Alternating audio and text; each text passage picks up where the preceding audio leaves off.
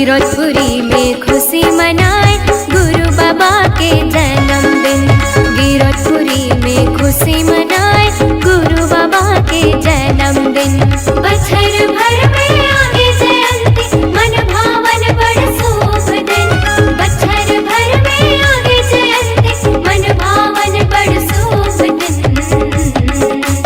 गिरौदपुरी में खुशी मनाए गुरु बाबा के जन्मदिन। गिरौदपुरी में खुशी मनाए गुरु बाबा के जन्मदिन।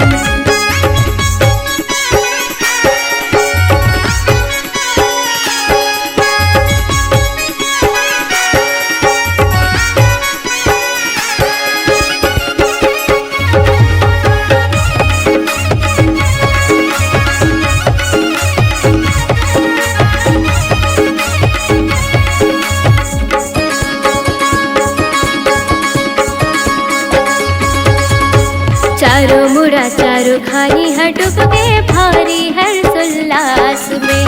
जगह जगह आज जयंती मनाए दिन आज खास है।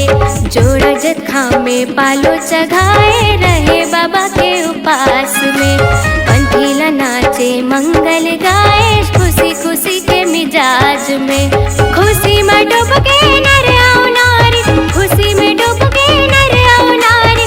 आगे हवे आज शुभ दिन। गिरौदपुरी में खुशी मनाए गुरु बाबा के जन्मदिन। गिरौदपुरी में खुशी मनाए गुरु बाबा के जन्मदिन।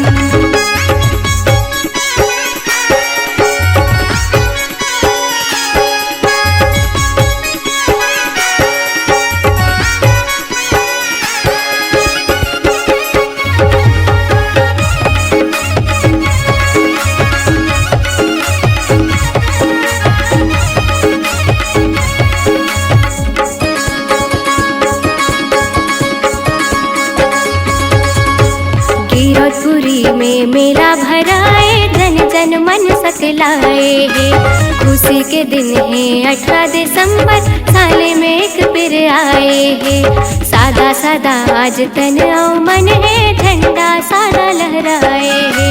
खुशी खुशी में झूमे और नाचे देव हा पंथी सुनाए है। मन भावन बड़ पावन लागे, मन भावन बड़ पावन